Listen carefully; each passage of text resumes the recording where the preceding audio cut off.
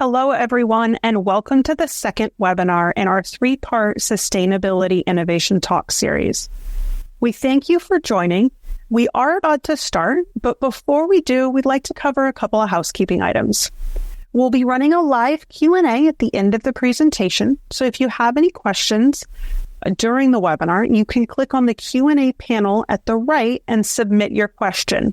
We will try to answer these during the webinar, but if a fuller answer is needed or if we run out of time, it will be answered later via email. We do capture all of your questions. To introduce today's session, here is Senior Strategic Marketing Manager at Schneider Electric, Jessica Bayless. Thank you so much, Christina. Hello, everyone. Thank you so much for joining today. Today's session is navigating the sustainable evolution of colocation data center design in the AI era. And I am very honored to introduce our speakers today who will cover how AI and machine learning are reshaping sustainable data center design and how data centers are evolving to meet customer performance requirements. We're very excited to have today's guest speaker join us for this expert discussion, Chris Gilmet, SVP of Innovation and Engineering at Stack Infrastructure. And leading the discussion, we're joined by our Schneider Electric host, Frank Nash, VP of Data Center Technical Sales. Frank, over to you. Thanks, Jessica, and welcome to all attendees that are tying in live, as this will be on demand later on. But before we get started in our conversation with Chris, I wanted to kind of set the stage for the conversation. So hit a couple of key points. From large training clusters to small edge inference servers, AI is increasingly becoming a larger percentage of data center workloads with a shift to higher rack power densities and new challenges across physical infrastructure, including power, cooling, racks, and operations. With this increasing energy load, it's challenging data center operators to look at new strategies and innovation to keep up with aggressive sustainability goals and the requirements that customers are seeking. At the same time, we know electrification and digitization enabled by data centers will further drive decarbonization, which will improve everyone's quality of life, presumably, as well as boost technology development. By adapting to a new energy landscape with battery storage, microgrids, renewable power sources, and adopting new cooling technologies, data centers will continue to reduce their own emissions while mitigating major emissions from other sectors and leveraging AI and machine learning to optimize operations and become more efficient and resilient. So, Chris, welcome to you. And first off, a couple of thoughts. You and I have been in this industry for over 20 years. And over the course of those 20 years, we've watched lots of evolution in the data center space. We start with the, enterprise data centers and the proliferation of building of colocation and outsourcing to colocation. We saw that morph into adoption of cloud technologies and the rapid growth that we've seen with hyperscalers and building out the data center infrastructure to support cloud applications. We've come to a new stage of evolution, quite frankly, and to me, and I think you would agree, this is a bit of a seismic change in what we're looking at with the demands of AI and machine learning really starting to accelerate. Not new concepts, but certainly starting to accelerate and massive investment in new infrastructure. So let's just start with a simple question. How is Stack presently adapting data center designs within this new AI and machine learning landscape? Thanks, Frank. I agree. We're definitely in a transition period. So at Stack, we're in a discovery phase right now. We're doing research and analysis, meeting with customers, meeting with vendors, and talking to our consultants in an attempt to anticipate what our customers will be asking for in a very near future. As a colocation data center provider, we need to meet our customers' needs. And right now, they themselves are not certain what their needs are. The hyperscalers are conducting research and development on prototypes for their AI machine learning within their own enterprise facilities mostly, and they're validating for themselves what works, what could be better, how they want to deploy it at scale, and that's where the colocation providers would come in. with a few exceptions here in North America, we've not seen colocation lease requests come in with looking for data halls optimized for liquid cooling and machine learning. So right now it's still the business we've been doing for the last few years as far as what we're deploying and leasing. But it is definitely going to change in the very near future. Stack has confirmed, though, that our current data center design and inventory can absolutely incorporate the liquid cooled equipment that AI and machine learning deployments will bring with it. That's the good news. Does that mean that you're exploring hybrid solutions as you're in this discovery phase with, let's just say, pockets of high density AI servers with liquid cooling and traditional square footage with air cooled systems as well? Well, the IT equipment being developed for liquid cooling to the chip is still rejecting a percentage of the heat into the air. So both liquid cooling and air cooling will be required within the same data center space for AI machine learning data halls for the foreseeable future. Somewhere between 15 and 30% of the heat from liquid cooled equipment is still rejected into the room, with about 70 to 85% of that heat being removed through liquid cooling. So hybrid data hall with the combination of fan walls or crawl units, depending what provider uses, and cooling distribution units will be the norm.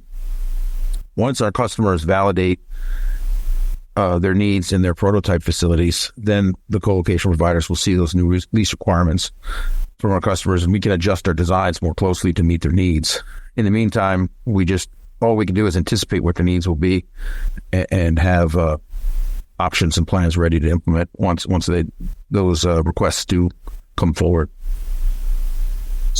Do you see Stack, or do you envision Stack building pure AI data centers at any point in the future, in the near future, let's just say? I think probably in the next year we're going to be getting those requests from customers, and we'll be deploying facilities designed in the most optimal way for AI machine learning loads being constructed, 2 to 3 years from now. Right now they're not in the pipeline, but the facilities that are in development and design will be able to meet those customers' needs. 6 megawatts or 36 megawatts of compute is 36 megawatts compute, whether it's in a big building or a little building. So we're ready to handle that in the near future, but I do see our designs changing to optimize for liquid cooling and machine learning. Got it. So Stack already has a pretty significant footprint in data center space with lots of hyperscalers presently occupying a lot of that space. How are you integrating or retrofitting AI technologies into your existing facilities? And I'm assuming, how does that factor into your hybrid design? Well, we haven't done so yet, as those requests haven't come in, but we are planning for it, and we have, as I mentioned, done the research. So an existing facility or facility in design right now for predominantly an air-cooled IT load, the fan wall units, if we transition to liquid cooling, the fan wall units or the craws in the data hall will be replaced with cooling distribution units, but not on a one-for-one basis. Somewhere between 2 and 4 fan walls or crawl units will be replaced with one cooling distribution unit, just because the capacity you can get out of a given footprint or out of the equipment of a certain frame size is much higher with the CDUs than it was for fan walls and craws. And with the rack densities for AI machine learning, they're definitely going to get much denser, as high as 80 to 100 kW per rack. So in a data hall, a 6 megawatt data hall, we may see 75 racks deployed in an AI machine learning deployment instead of 250 or 300 racks in a cloud compute type deployment. So there's going to be a lot of unused space in these facilities. We will need to route chilled water within the data hall, which will be a change. Right now it stays within the galleries, feeding the fan walls. Once you have cooling distribution units in the galleries, you'll need an additional loop that will bring chilled water from the cooling distribution unit out to the liquid cooled IT equipment. With that comes weight. So the space that's unused by the IT equipment has structural capacity that we can use to hang the additional chilled water piping and hanging loads that were not in the original design for those facilities. So that structure is not going to waste, right, in the additional space. From a sustainability aspect, a transition to liquid cooling for AI and machine learning will provide energy efficiency gains, since it is far more efficient to reject heat to water than it is to air. As I mentioned before, one cooling distribution unit, or CDU, can extract the same amount of heat from the data hall as 2 to 4 fan wall or crawl units, depending on the unit rating. And one cooling distribution unit uses far less energy than one fan wall or crawl unit does. So you're going to get efficiency gains in the type of equipment you're using, and as well as the number of units that new equipment are going to use. So whether or not we can eliminate chillers from the data center, we will see some noticeable energy efficiency gains resulting from AI and machine learning. That sounds to me that there would be some implications to water usage. Yes. Yeah. Well, depending on what design of the facility is. For the last 5 years, Stack has been building data centers with a closed-loop chilled water plant, which does not consume any water and has a water utilization effectiveness of 0. But in comparison, many existing data centers use outside air to cool the IT equipment which is supplemented through the evaporation of water. This design approach saves energy in the form of electricity, but it consumes a lot of water over the course of a year. I see liquid-cooled AI machine learning deployments resulting in a decrease in water consumption from the new data centers that would be built for AI machine learning, because it will require, the liquid-cooled approach will require a chilled water plant of some sort, which will spur a transition from the air-cooled rooms to liquid-cooled rooms. So increased power rack densities, how is that ultimately going to impact the building size? Well, once we design a data center optimized for liquid cooling and machine learning, the data hall size will get smaller. The space of the building for the MEP equipment will remain the same. So we'll still be building a 36 megawatt building, as an example. You'll still need that much of power distribution and cooling infrastructure, but the data hall will get smaller.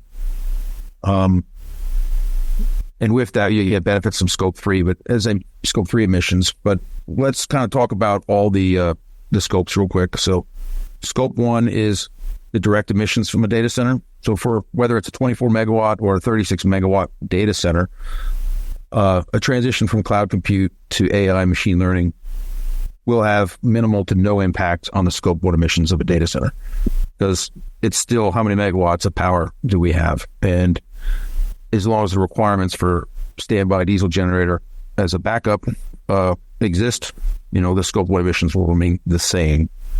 But Stack does see opportunities here. Stack sees using HVO fuel in lieu of diesel fuel as the viable solution for reducing our Scope 1 emissions for our data centers.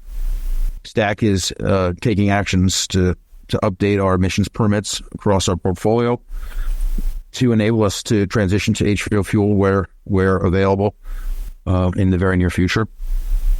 So that's definitely something we're preparing to do.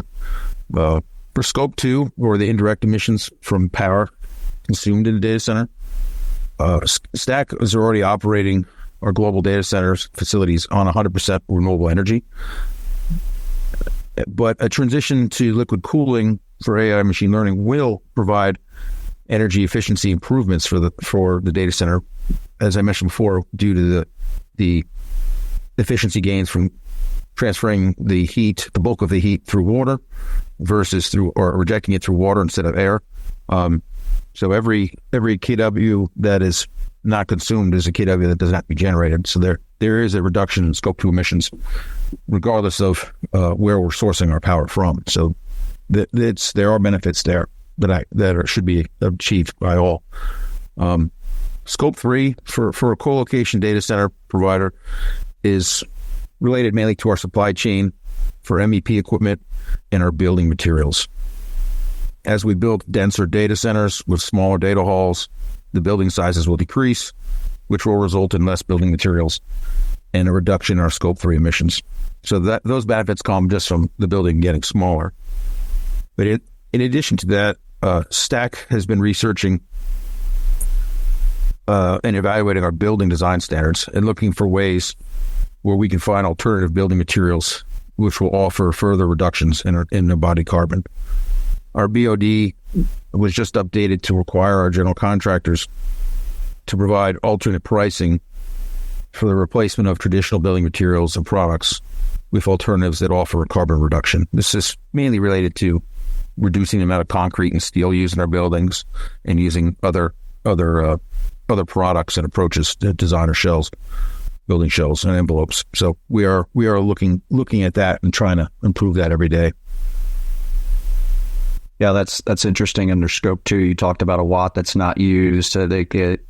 Schneider has referred to that. We call it a negawatt. It's the watt that you don't use, and it's obviously contributes towards reducing your carbon footprint. Let's shift a little bit to the carbon accounting side. In the first webinar of our series, we spoke about carbon accounting.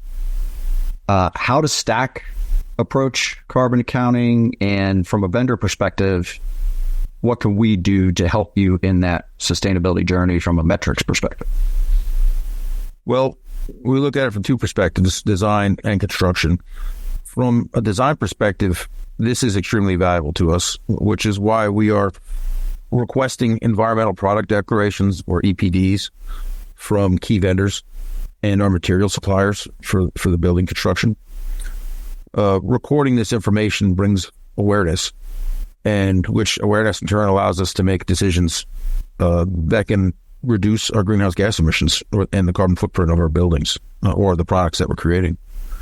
From a constructive perspective, the EPDs, in conjunction with life cycle assessments that we require our general contractors to produce for the projects, are used to create our Scope 3 inventory, which then feeds into our corporate annual ESG reporting, and that is becoming a bigger priority within STAC as well as within the industry in general. So EPDs, what does that acronym stand for? Environmental Product Declaration. Right. I think there's some other. I think what EPDs is what Schneider uses, perhaps. Well, what Schneider, the terminology we use when we're classifying the carbon footprint of our products is product environmental profile. So for the audience sake, if you're not familiar with those two acronyms, that's essentially what we're speaking to.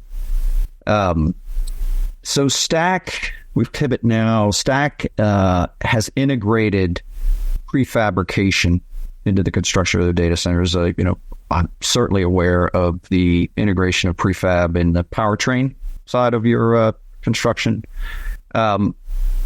What do you see as the benefits of prefabrication? Why is it so important to STAC? And is there any impact to the sustainability elements of the construction in your data centers?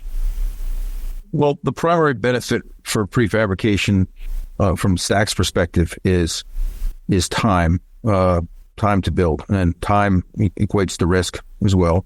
So the more that we can have, the more of our MEP plant that we can have prefabricated off-site in a controlled environment, it also improves quality if done right.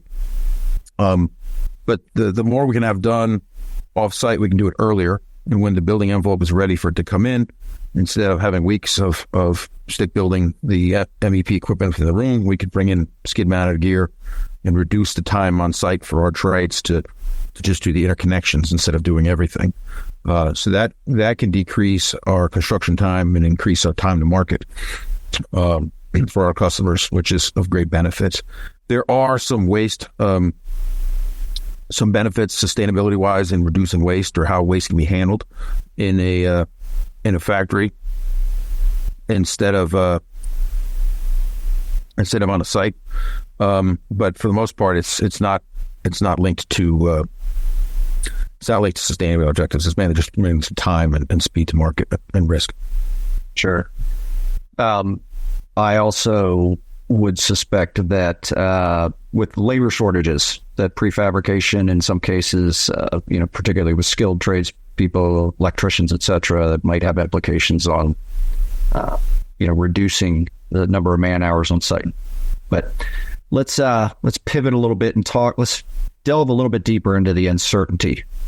And since we're pretty early in the discovery stages of design and ultimately deployment, how do you plan for the evolution of technologies and rack densities, and how do you envision future-proofing your data center designs in such a period of uncertainty? Well, Frank, change in our industry has been constant. Sure. So even in the last couple of years, prior to ChatGPT being released and the rapid increase in interest in AI machine learning, we were seeing significant changes or increases in rack densities. Where we used to develop and size buildings on 8 kW racks, we started seeing 15 and 24 kW. Now it's even 34 or 42 kW racks without machine learning AI. So just in the last 3 years, the rack densities increased dramatically. So we were used to that change. And some of the other things too, transition from a centralized UPS system to rack mounted alternatives that the customers provide. That changes our design.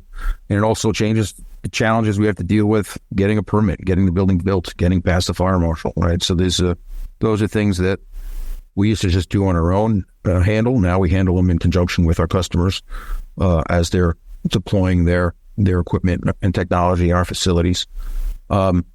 As well as the energy codes and emissions regulations are continuously changing. So we're used to change. We're definitely used to that. But I think the key is to have a flexible design. And the design that Stack developed, even, long before I came on board, has been a flexible design, and it has been able to handle the changing needs of our customers. But the other key is to continue to learn every day. Talk to our customers, talk to our vendors, talk to our consultants. Critical thinking and continuous research and development is essential to anticipate the changes that are coming, or to even find out how much is really different if something new is coming. There's certain things, there's certain variables that are just, if we look at it critically, you're like, all right, that doesn't change. It's really coming down to 3 or 4 things that are changing, at least from a design construction perspective. But everything that changes from a design construction perspective has 2 to 3 impacts or more on an operations perspective, right? So we're definitely, as a data center provider, talking with our operations team and our sales team, trying to figure out or be prepared for when we talk to our customers about our SLAs or basically our lease requirements. How do we have that? What's going to be different with liquid cooling and machine learning than it would be for air cool? It's just a lot more than that I have to change from a design perspective. So, but rather the best way to be prepared for changing needs is have power and land, right? As long as you have land with power, you can be in the data center business. So that's kind of the most important thing. That's step one. Once you have that taken care of and can deliver that, you can solve almost any other problem. Yeah, that still presents its own challenges in the current environment. But you were mentioning your customers, and it's clear that you cater to large hyperscaler clients, not exclusively, but certainly they are probably one of your biggest tenants, if not the biggest. Are they specifically asking more about how you're addressing sustainability in your designs and the performance metrics around your data center metrics and design? And what do you anticipate customers will be asking for in terms of performance requirements and its impact? You mentioned SLAs as well. Its impact on SLAs and the give and take between sustainability, reliability, et cetera. Yeah, for several years, we've been getting questions related to our water utilization effectiveness, or WE, which Stack's response is, for our newer facilities, the last 5 years, we use no water, consume no water. So our water utilization is zero. They'll ask about our PUE. So we explain for them what we're designing to. And then those requests evolved and grew into, what's your renewable energy coverage? Like how much of your power is renewable through renewable energy? Recently, we've been learning more. We're getting more requests about what the Scope 2 emissions of our facilities are, or how it relates to our customers' leased space. So these are all things that feed into their ESG reporting. In general, the ESG reporting is getting a higher level of stringency across all of our customers and across the country. But in some regions, that reporting is becoming a regulatory requirement. So there are certain regions and jurisdictions that are requiring that to be disclosed to the public. So customers have their own benchmarks, and we start to see them in our leasing requirements.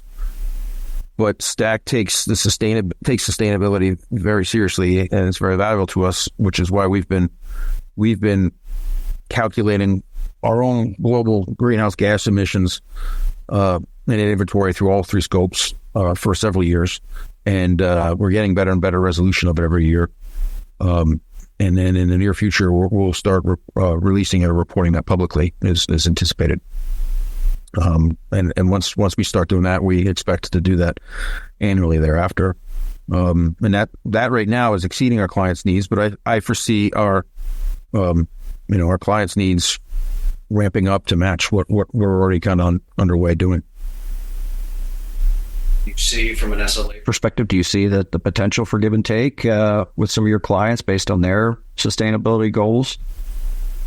I hope that conversation comes about. Right now, the SLA requirements that I've been seeing are holding steady. They haven't changed much. The liquid cooling additions associated with AI machine learning will definitely change the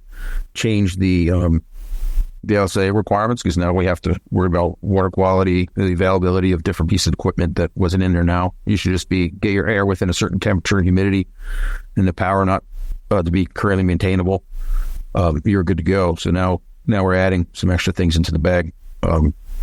But I see opportunities through the research that Stack's been doing where we can gain additional energy efficiency gains and carbon footprint reductions if we can get some relief from the traditional SLA requirements.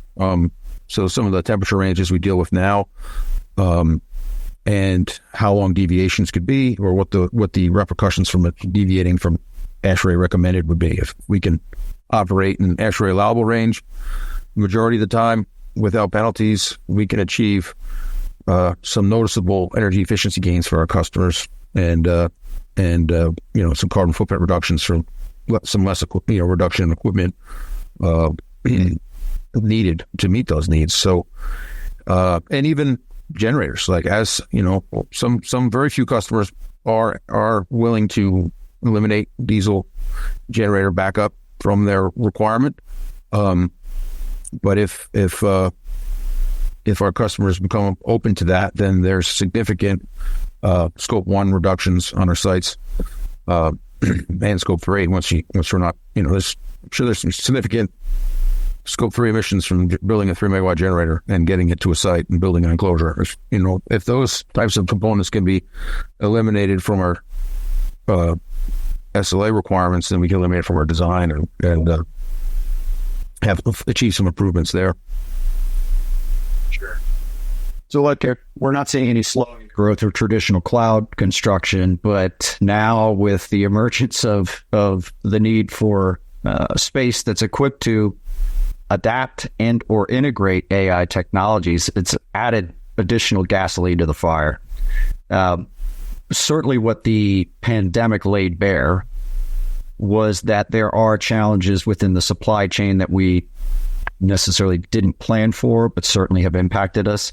But now we're seeing an even bigger problem with power availability. So how do you envision supply chains potentially evolving, and how ultimately can you work with utilities or what can utilities do to scale to meet the increased power requirements? Well, the power required for data center growth prior to the AI boom was a concern, and the industry was seeing challenges in transmission capacity and availability to get power into the key data center markets or hubs. Some of that's being overcome with expanding the regions, like moving to different locations away from the transmission constraints where the power is still available in most parts of the country. But as the AI deployments start to come online, that available power will eventually become insufficient.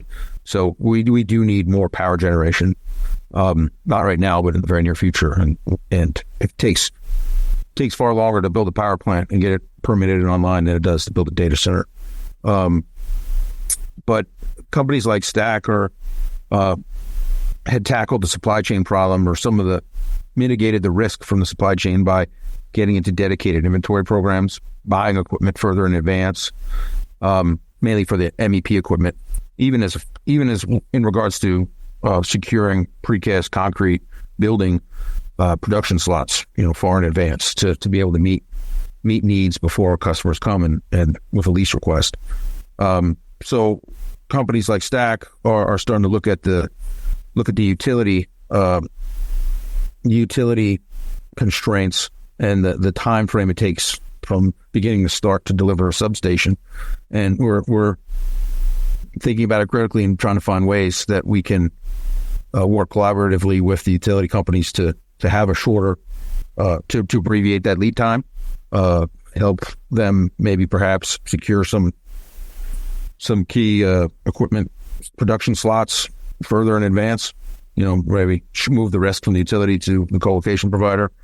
So those are some of the things we're getting at. But yeah, I mean, there's tremendous business opportunities for companies that want to manufacture transformers and high voltage circuit breakers, and particularly in the U.S., the need is here. The lead times are 2 to 3 years out, far worse than what we were looking at for MEP equipment in our data centers. Sure. Music to my ears, except when you don't have the capacity to fulfill the demand.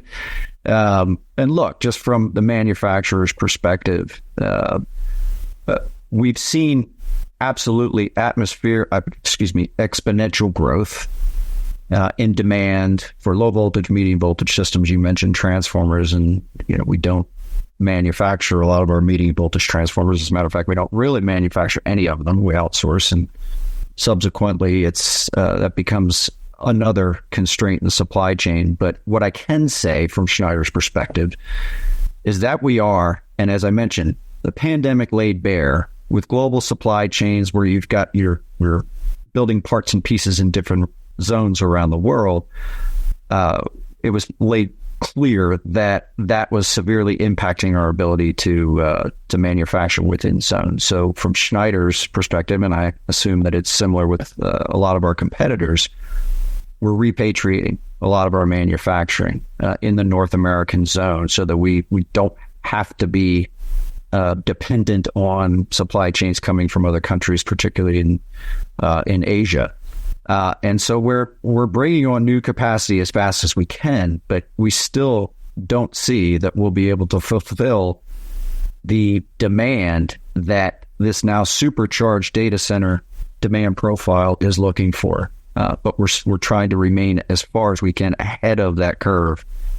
But I don't foresee supply catching up with demand, in the next couple of years. So I think it's ever more important. You mentioned that Stack has done things to mitigate their position with reliability in supply chain. I assume that's through structured contract agreements. It's certainly something that Schneider is poised to work with customers to try and secure that type of a capacity. There's a lot of different relationships that we've entered in. I guess the forewarning to all for those, and this probably isn't a revelation, but it's trying to secure that supply with some sort of a structured contract seems to be what's going to allow colocation providers to be ahead of that curve as they move in and really start to grow their business and land the large leases that they're looking for from the hyperscalers.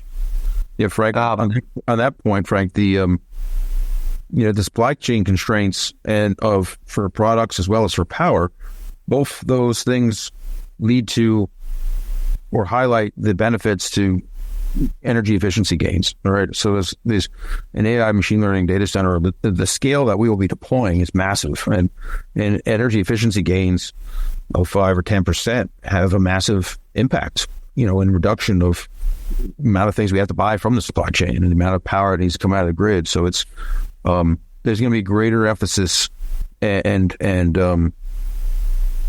greater emphasis on energy efficiency improvements in our designs and our facilities, and even the way we operate them in conjunction with our customers to reduce the need of equipment and power, and that way the end result required is the computing capacity, right? And that's the capacity they want. And if we can get that within a constrained environment for products and power, then what, that's an opportunity to do so, or a means to achieve that.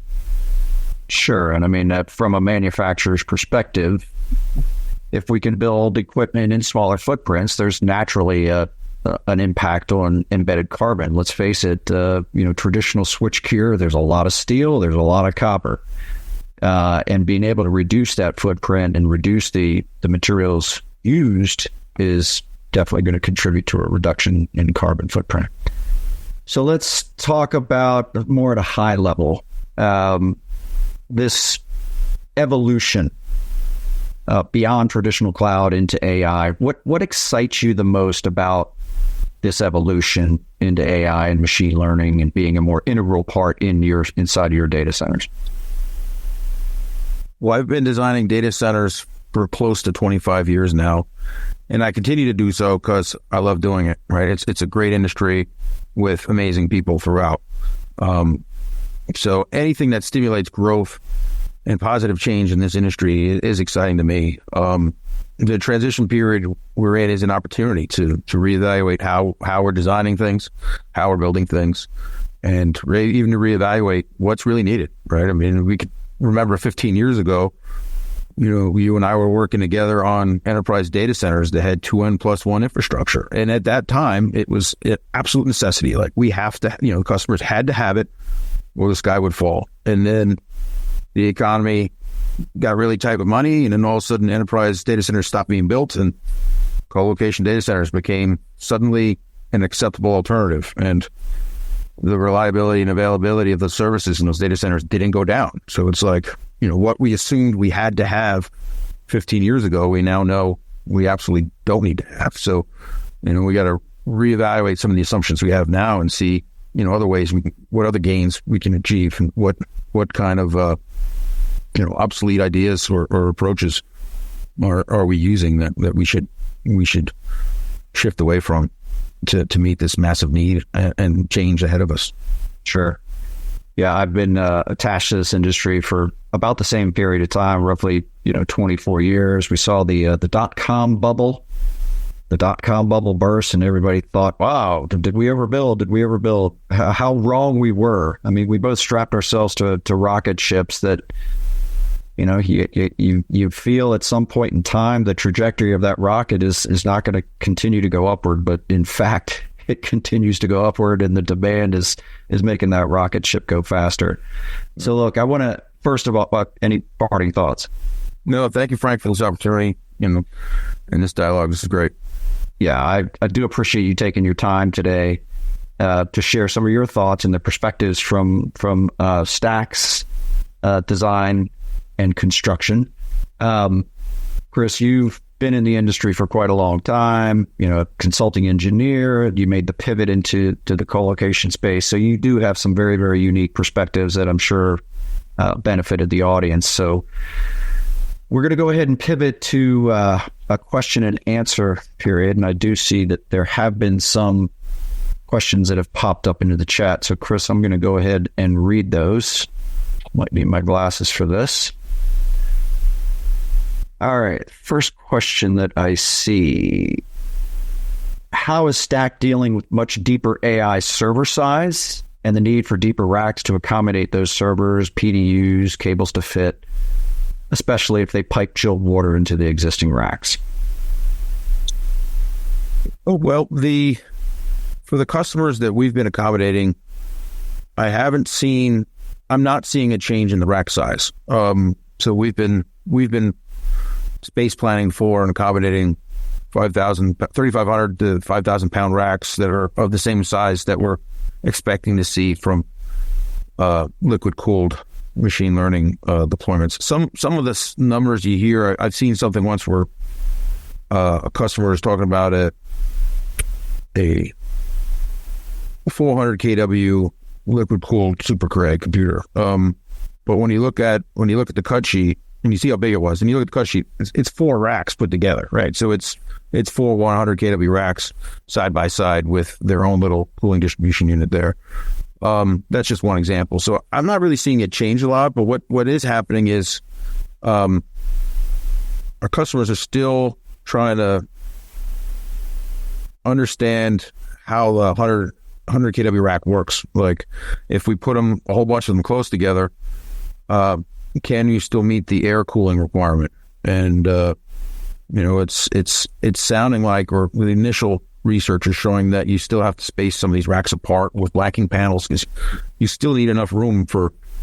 But think about it: if you got 15% of a 100 kW rack being rejected to the air, that's still a 15 kW rack that we were doing 5 years ago. Yeah. And we had challenges there. So there's still going to be some spacing out of these very dense racks to accommodate the air cooling requirements and the airflow. And the cable conveyance for the IT, that's still there. The power busing is actually going to get, if you spread the racks apart, you could use the same busing we're already designing to accommodate it. There are some customers looking at 1600 amp rack busways going over the racks. I think that's an extreme case, but it's in our current designs where we were planning for 250 watts a square foot to 300 watts a square foot, and you're putting racks in that really would, if you put them close together, would give you 600 watts a square foot. We have a lot of extra space, as I mentioned earlier, so we're able to accommodate the piping and the larger busways there, as well as to spread these very dense racks out to facilitate air cooling. So it's not really seeing it change that much yet, at least from our view and our customer base. I'm sure some customers have some different clientele and different problem sets.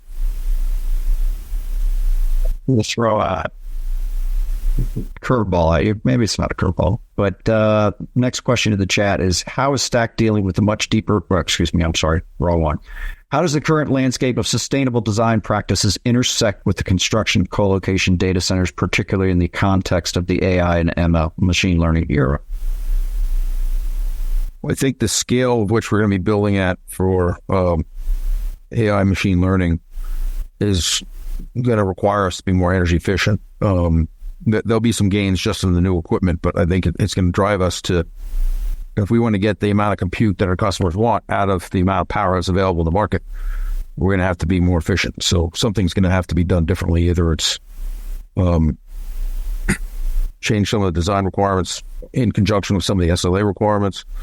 But I think some of the other things too, some of the sustainable design practices were considered to be expensive or unachievable. I would say unachievable. Everything was achievable, but the value added for the cost was deemed to be, no, let's not do it. Speed to market and lowest cost had been the two driving factors in many things.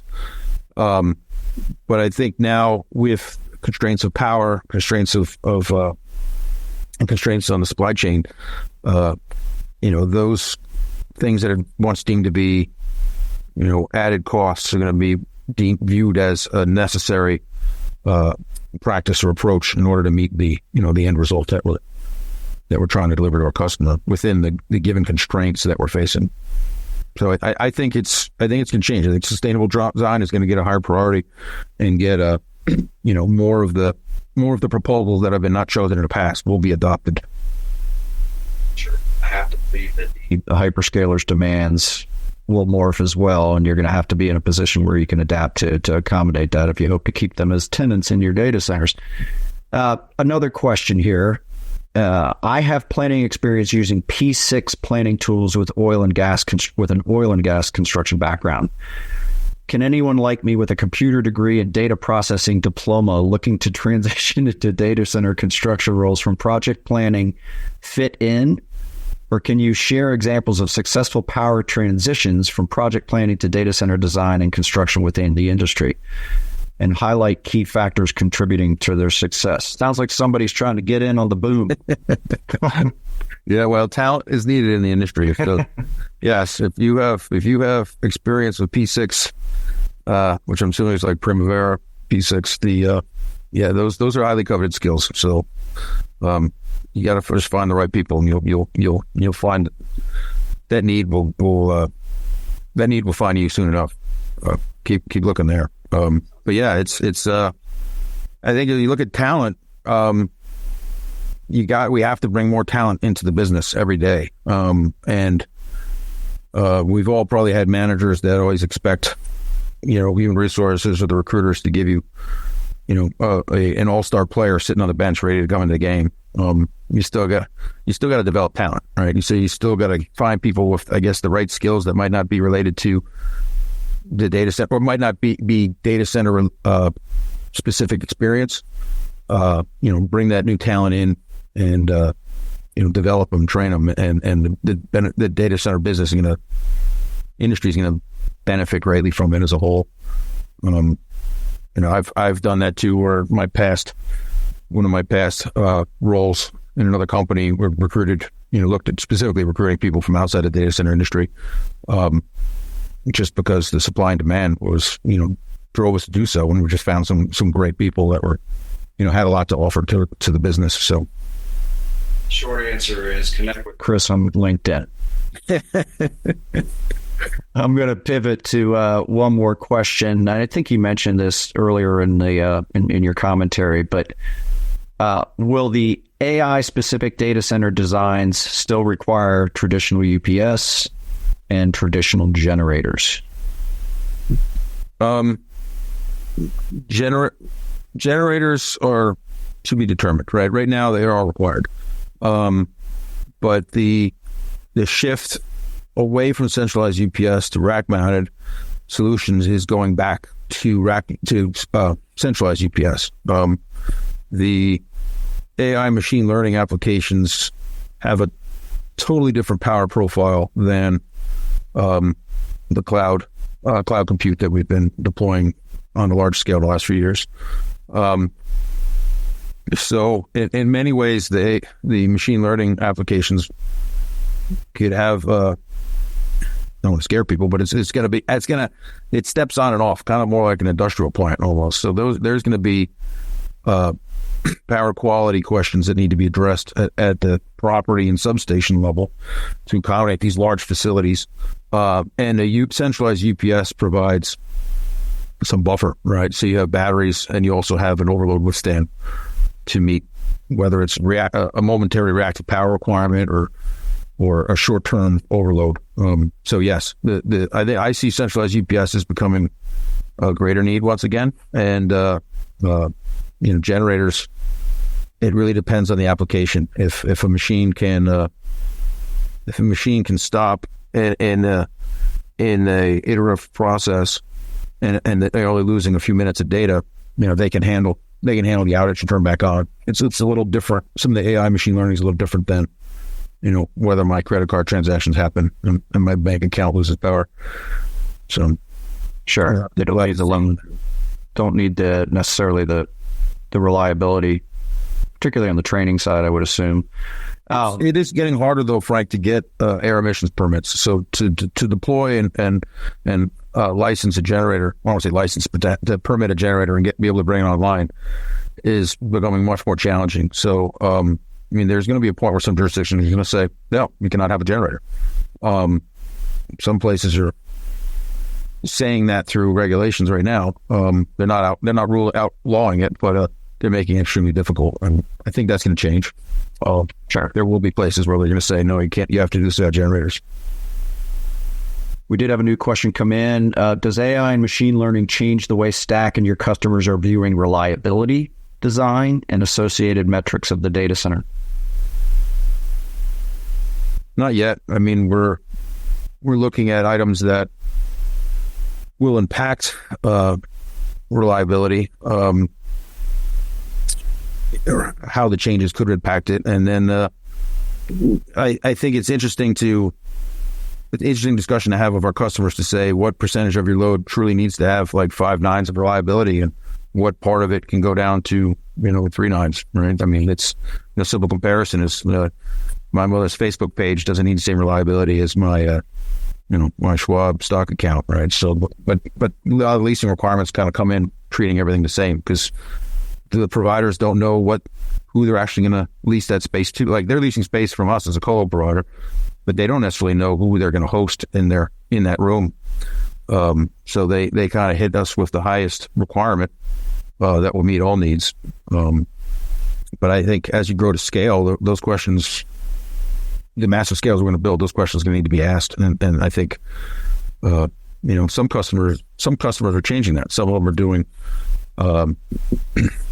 they're having a different level of resiliency for their network racks and their storage than they would for their basic cloud search or something like that.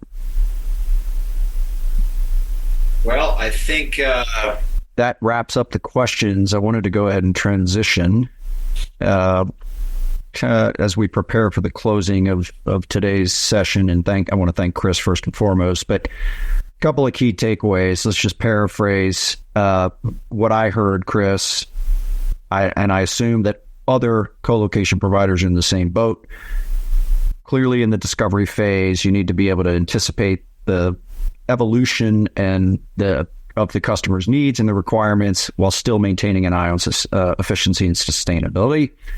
The transition period, we're also going to see how rack density and cooling needs with AI workloads are going to impact the building sizes, the configurations, how liquid cooling gets implemented, and the adopting of some of those new technologies. It's clear that there's a responsibility on vendors, particularly in the Scope 3 side, upstream supply, to provide comprehensive information around the environmental profile of their products. You call it EPD in the construction world. From a vendor's perspective, product environmental profiles on their products, and certainly reducing the footprint of those products is not only valuable, but soon going to be a requirement. And then we're also going to continue to see increased opportunities to drive greater efficiencies through the use of AI and machine learning in operations and maintenance. And so that's an area still yet to be determined or discovered or realized, but we look forward to those increased efficiencies. I wanted to point out a couple of things. There are additional resources available to you. These are Schneider provided materials, but we've got the Data Center Efficiency and PUE Calculator, as well as a white paper on AI disruption challenges and guidance for data center designs. I believe the links will be provided in the chat for you to access should you wish to access those resources. And then lastly, please stay up to date with all the data center happenings at Schneider and Stack Infrastructure by following us on Facebook and LinkedIn. Sounds like you're going to get one hit from this on LinkedIn, Chris. So I certainly appreciate it. And with that, I think we're going to go ahead and sign off. Again, thanks to Chris Guillemette for joining us and sharing his thoughts from Stack Infrastructure's perspective and how AI and machine learning are impacting their data center design.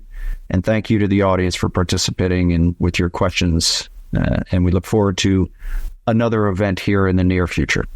Thank you. Thank you, Frank.